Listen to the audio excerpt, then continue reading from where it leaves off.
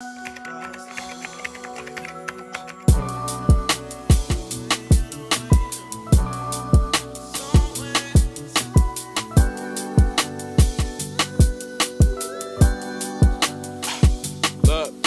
the fool, I'm fooling ones with my intelligence. What's the policy of the mind, body, soul? Overcoming the oblivion. And my words play like an anthem, and the truth will expose the intuition of the soul. Deep dark thoughts you would never know. I cogitate the intention. Hey you guys, welcome back to the Scholar Social. My name is Jonah Ruffin. I'm Zayla Bryant. I'm Daya Brown. I'm Sanai Edwards. And I'm Jayla Jackson. I am so excited today. Like, I'm just in a great mood. Like, I know y'all are probably like, Jonah, why are you so giggly? But I'm just in a great mood today. How are y'all feeling? I'm feeling good. Same. I'm really excited. I'm ready for our topic. Same. So what is it giving? Today, we are going to be talking about a recommended topic. Okay. The education system. Period. And I know at Scholar Social, it's been a minute since we really talked about something like this. Yeah. But I hope you're excited because we're going to go into our individual perspectives on this one and just talk about how we can reconstruct it in and of itself. So, that's the team for it. Ooh. If you're a teacher watching this, I'm sorry. Hey, It's gonna get spicy. It's gonna get spicy. It's gonna We get are spicy. podcast, y'all. Yeah. So we're gonna go around and tell each of our perspectives on education. Yes. All right. Okay. And then we can kind of like talk about that. Right. Everybody's, So, Who wants to start it off? Oh, I'm in the hot seat. You in the hot seat today. Okay. I don't know. I think that I have a love-hate relationship with the education system. Actually, it's funny because I was in history class like the other day, and I was sitting there, and my history teacher's just talking about all these different distinguished people in history, bada bada bada ba, and I'm like, dang, we really only learn about white people, like literally, like, and then when black people come up, it's okay. right. But then when black people are brought up, it's slavery. We're trying to fight for our rights. We had such hardship. It's just never anything like only positive, and that makes me so sad because it's like my history class is majority black, so it's like all these black students just hearing about the great things that white people were doing, the great things that white people did to make our lives so great. But then as soon as our people come around, it's like, slaves. Because it's like a reminder of where we were. Right. It's constantly putting us down, Right. never hyping us up. Because especially if you go into like world history and they talk about the history of Africa, like Mansa Musa and all that stuff. Right. That is the last time that they really give us praise for being rich, for being on top. Right. But then it immediately got stripped from us. Exactly, they stole it from us, and then it's like, bro, like, what do you want me to do? Like, you want me to just sit in class and just consistently hear my people being talked down about? And then the one person that is great is only MLK. Like, come on. And not even that anymore. Yeah. Right. Yeah. Yeah. So, what's your perspective on this? What's a problem you see in that? Right. I think definitely that's a big one, right? I've been in my world narratives class where I had to check my teacher because she was like, they went to Africa and got slaves. Yeah. I said no, they went to Africa and got people, they got doctors, they got mothers and fathers, and they turned them into slaves. Right. The process of dehumanization, you couldn't teach it right. Right. Ended up in the principal's office. Bye. But even simple nuances like that, the nuances of language changes the way that we learn. Y'all know I am big on how the brain works. Right. Yeah. Oh my God, here it comes. Here it comes. Y'all know I'm excited, but it matters, especially when it deals with education, the way that something is framed, the way in which it is delivered. The sequence in which it is delivered affects the way that we process it. Right. So my biggest issue with education is, why has the curriculum barely changed since education was created? Right. Can we talk about We gonna get to that. I just don't get it. Like, how has education not evolved? Because humans surely have. Right. Only thing I really see is the stripping of the arts from school, which is now being replaced with STEM. And we see STEAM, but not as much as STEM. Everything is English and math based. Right. Yeah. Or math and science based. Right. And then also we see an inclusivity of text, but you're just using iPads to teach the same thing that you were teaching before. Right. Nothing has changed. It's, right. It's like, go ahead. It's like they're trying to become more modern, but they're not changing the They're not changing curriculum, things. right? Now, It's like, topics are banned from being talked about. You're taking Right. topics out of Like, school. Right. But topics that need to be talked about are being Critical race banned. Like, it doesn't make theory. And sense. that's really weird. But my problem is that kind of with this same content in the textbooks, it's redundant. You're learning the same thing that you learned in first grade and 12th grade because they're just adding the nuances that you're talking about. But my thing is, there are situations that are going on now. It doesn't make any sense for us not to know the history of the 2000s at all. It's never been discussed. Especially if we're going through a whole pandemic and not talking about the effects of that. We're not talking about the black president in our textbooks. We're not talking about the effects of all these political things that are happening. These are current events that are really important. And I'd rather learn about the history, the things that we can do now in the society that we live in, than to learn about 1940s and the Great Depression and all that. Right, because not gonna lie, what is learning about 1635 gonna do now? let me give you that answer. So now, what do you think? What is the problem in education? I agree with every one of these problems. I think we need to dive deep into that. But my problem is with the elitist nature in classrooms. You know, I see a lot of times in classrooms, a lot of teachers are focusing, good job to the smartest person in the class who got the highest reading score, and aren't really focusing on the people who are at the bottom, who are struggling, or it's like, and then it's the environment of the people who have the highest reading scores, have that, I think I'm better than myself, I'm better than you, When, why aren't we helping, especially with a majority black class, why aren't we helping all 30 black students? Why are we only focusing on the 5 that are at the top? Because obviously they got to the top some way. Somehow, somebody taught them that, so we can use that same system. And I'm so glad that you brought that up, because I feel like you're getting into more of the emotional side of school, not just like the curriculum, and that's really important, because I think that in today's generation, in today's society, emotional things are so like talked about, and they're so important. And I feel like that's a really great point, because I realize that in classes, it's either that or the teachers are looking at the black students in AP classes like, oh, you're here.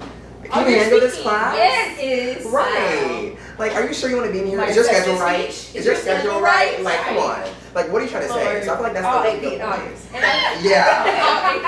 I think the difference is also with Corona, we're starting to move back into schools. Hopefully we don't get shut down again. But, you know, a lot of mental health issues were happening and coming up, like mental health programs were coming up. Then also a lot of students were experiencing mental health issues, depression, stuff. So now you're going back into school where you have to worry about a test, we have to worry about this, you have to worry about social anxiety, and then you have to worry about a teacher asking you, are you supposed to be in here? Like, it's so many problems, and then you have to worry about your academics. You know, black parents, you don't want to be failing with them. You gotta make sure you're on top. Like, it's a lot to handle. Don't bring that phone. I want Dan to go ahead and have a question. Okay. So, personally, let me go ahead and give my perspective what I think, the problem is with education. 2 things. I always appreciated teachers who always stepped outside of the curriculum. Yes. I always fell in love with my history classes because, I always had teachers who wanted to teach me the real truth about Africa, the real truth about, the foundation of America. I have a question. Is that teacher black? They black. Shout out to Mr. Wall. Shout out to Mr. I got a story after you. I got a story. But my other problem, similar to yours, actually, like you can tell. I've always gone to a predominantly black school my whole life, from private to charter to public. So what I noticed is it's always the talented 10th versus the masses. And so I'm always trying to put my head across, like going back to your point, how do I help? And being in situations where in a leadership role, and especially as a black, student in a predominantly black institution, it comes to a time where it's like, dang, I wish that y'all would care about education, because I know it seems bad, but we fought for this. So why put it to the side? And that's a great point. Can I say something real quick? And I'm going to let you do your question. Go ahead. But y'all, I will never forget my 8th grade history class. It was one of the best classes ever. I had a black teacher, and I was so excited. And he would always go out of the curriculum and always just give us the nitty gritty, the truth about what actually happened. Tell me why the end of the year came, he was 3 units behind. We had to take this test in a week, and we had not learned 3 whole units. And we was like, but that was the best class ever. And I was like, I had never learned so much in that class than I ever had. And it was so amazing, because although we were so behind, it was so much juice and so much, And I was like, wow. Ready to take on the world. I wanted to harp on a point that Jonah and Sinai brought up, right? Because obviously there's college matriculation, There's, you know, there's all these. Miss Celia. I gave the PTSD. I'm not gonna hold you. Go ahead. There's all these things that kind of do require us to measure intelligence. Yeah. Right? And so it leaves the emotional state of a child in that place that I was talking about. Right. Right? Where it's the talented tip versus the masses. So now it's a two-part question. How do we teach that feels, what way should we be teaching that feels all children? And then also, how do we measure intelligence? I'm so opposed to standardized testing. I feel like it fails to truly show the academic strength of a child. Yeah. There are high rates of testing anxiety from students across the nation because tests are thrown at us as a weapon.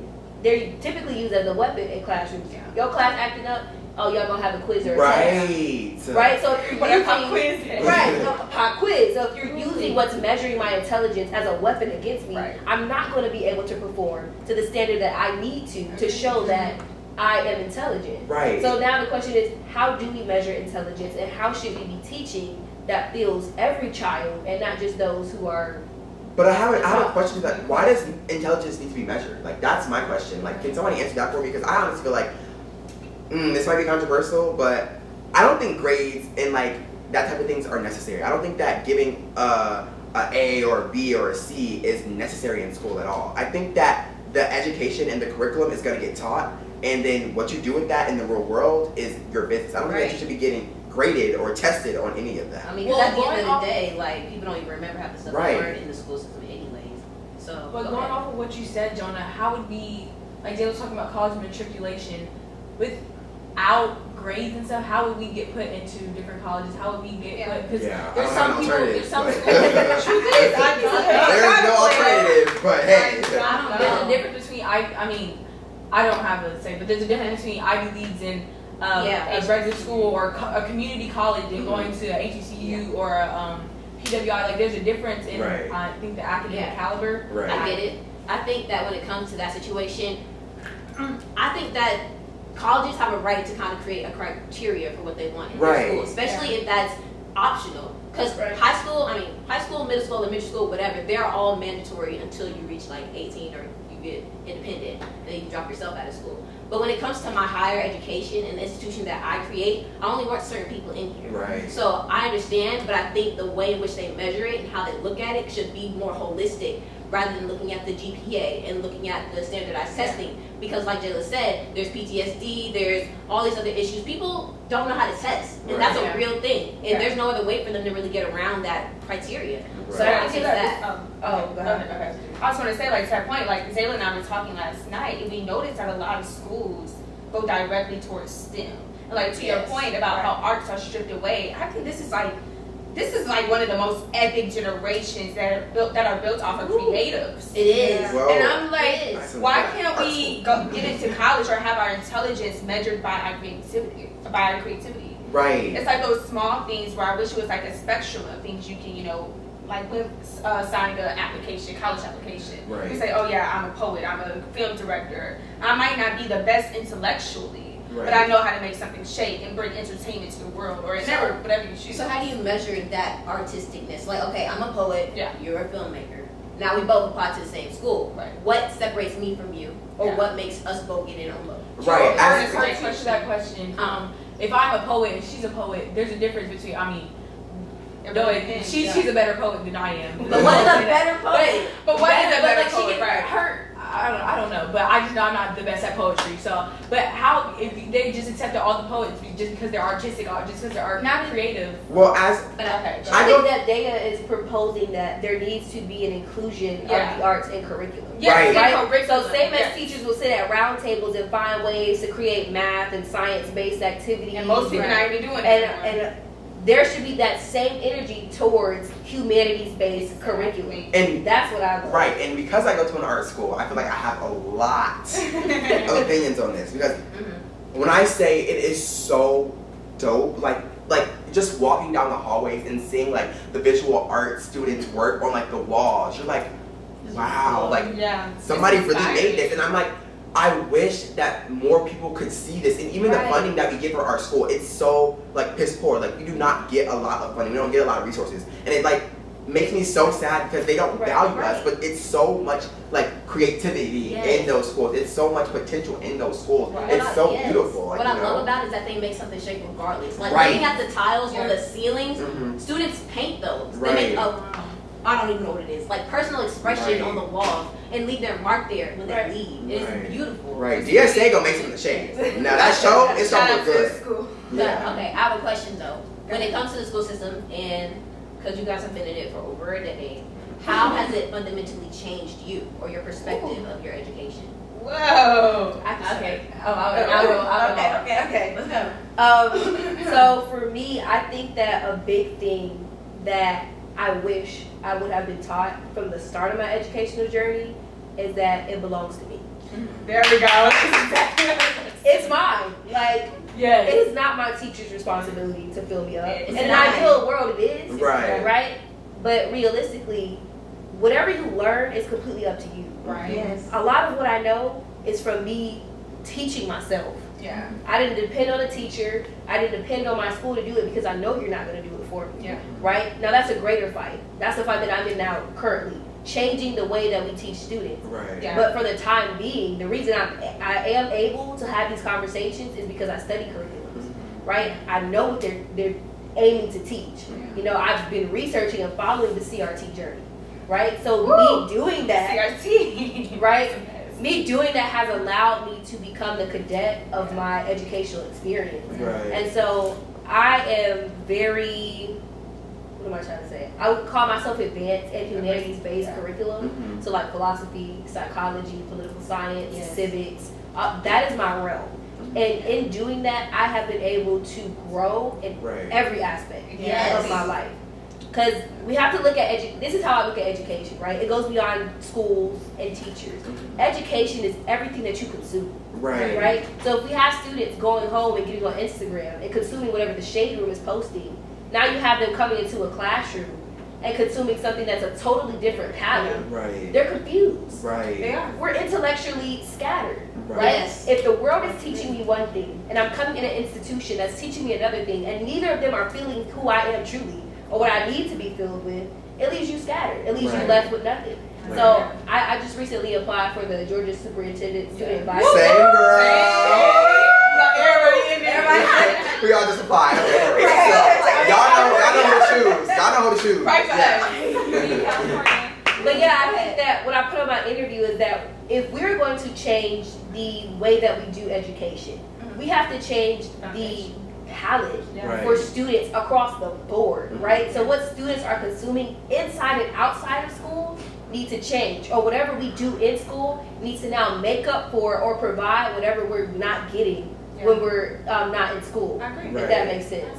So I would have to add on to that point. Learning how to be both a teacher and a student, because, you know, as a student, it's one thing, you're learning from the books, but going back to the miseducation of the Negro, that tells you a whole different, realm. But I think at a younger age, I realized that I can't depend on my teachers. I can't depend on, you know, my father or my mother to, you know, instill in me, the foundation of what I want to know. Like, it's one thing to teach the principle, but it's the other to execute the principle. And so, go ahead. But I think more with the one-liners, girl. It's a poet in us. Poetry in us. But no. But like, I think as I grew older, I realized that it's okay to learn from others. It's okay to, you know, read the books. It's okay to, you know, surround yourself with a village, because y'all know I'm big on village. So like, if I want to know something, I'm going to go directly to the person. I'm going to go directly to the person who I want to. Multiple sources. Multiple sources. And then going back to that teacher aspect, I think it's really dope to, you know, you say, okay, I understand what I want. So let me do what I need to do personally to get there. So to your point, I enjoy that, you know, learning how to teach yourself. And I'll add on. I'm sorry. I just wanted to harp on that because we're kind of talking about the same thing.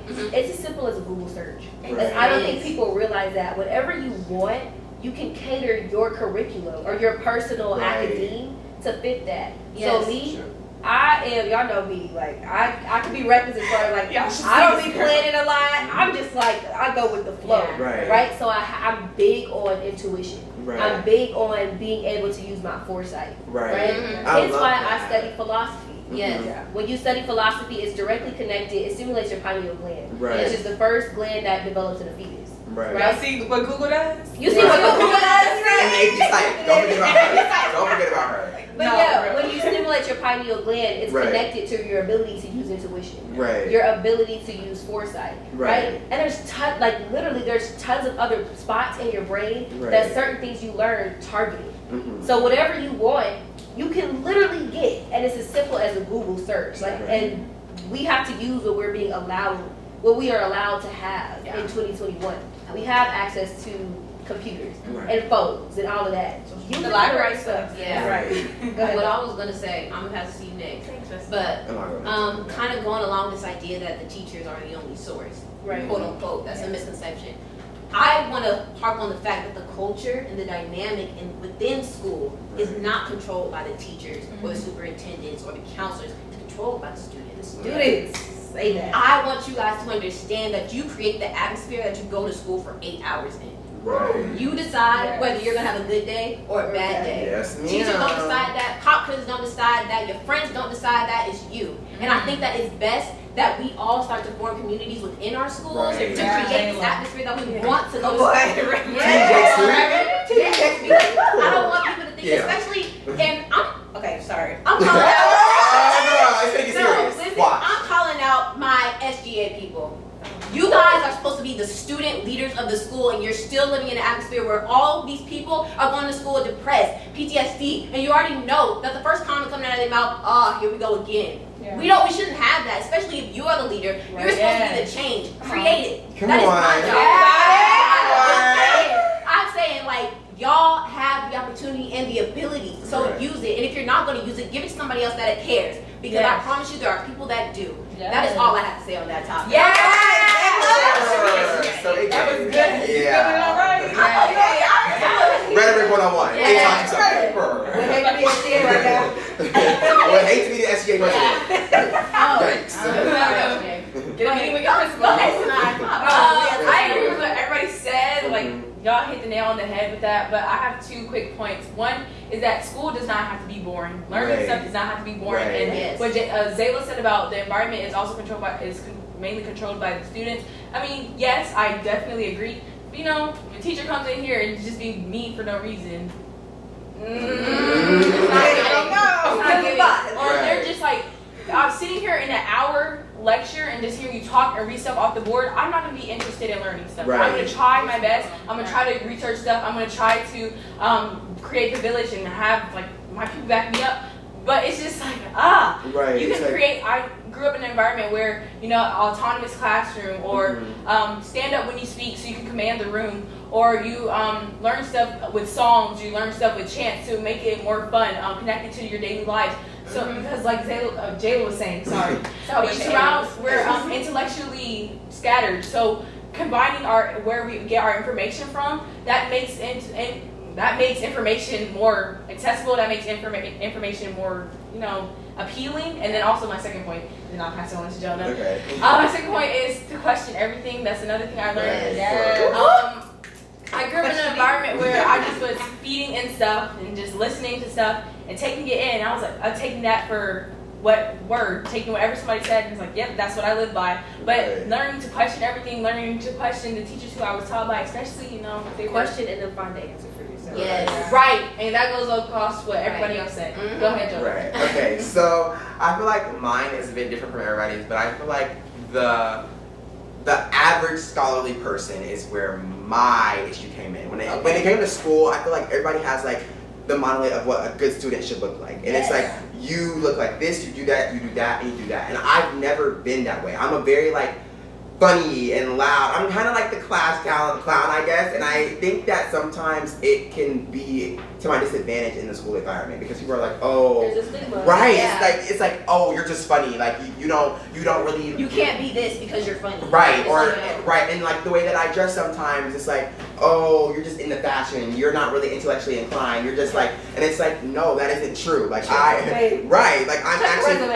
actually very smart, and I feel sometimes people can just downplay my intellectual ability because of what because of my image and because of who I am. And it kind of really sucks. And it's just like, no, like if you give me a chance and you have a conversation with me and you take that view of what a scholar looks like out of your mind and you just sit and talk, then you would realize that like I actually got a little bit of something, you know? Going off of what Jonah said, a lot of times when I was growing up, I would get in trouble a lot of times. Like I would be in detention every Friday. Yeah, but I would get in trouble a lot of times, and you know I don't know where it stemmed from, but everybody thought, oh, Sinai's a bad kid. Oh, Sinai, Sinai needs help with this. Even me going to boarding school now, oh my God, Sinai's a bad kid. No, that's the stigma that's built around boarding school. No, I'm actually very intellectual. I'm going off of what Jonah said. Just because you're into fashion, just because you're the class style, making the environment, like Zayla said, right, more fun, right? Environment, that does not mean you're less intellectual. Right, and they really need to just stop doing that in general because it's not huge. Yeah, but I think that we can say to the education system is that it's ours. Right. Yeah, we got to take it. Yeah. And we got to change it. You got to stay. I think that we all take it and change it. Right. Change it. But I think that we all just need to educate yourself, right. Especially what's happening currently. We have people who are no longer in our position, who are not in schools, making the decisions for what we're learning. Right. I didn't ask. Right. We should be the ones in control of what our educational journey is. Right. And it's a fight. I know that it's a fight. Education is really guarded. It's really it's a hot spot. Right. But I think that if the energy that we have here, understanding that education goes farther than just books in school, that the student is not a monolith, right? Yes. Having that understanding, it's enough to break the shackles that are around education. Yes. And so I love this conversation. I think this was such a great conversation. It was fiery. The like I told y'all. Fiery. But if you guys want more of this amazing energy and amazing topics, make sure you come back next Wednesday. Because one thing about us, we gonna talk about it.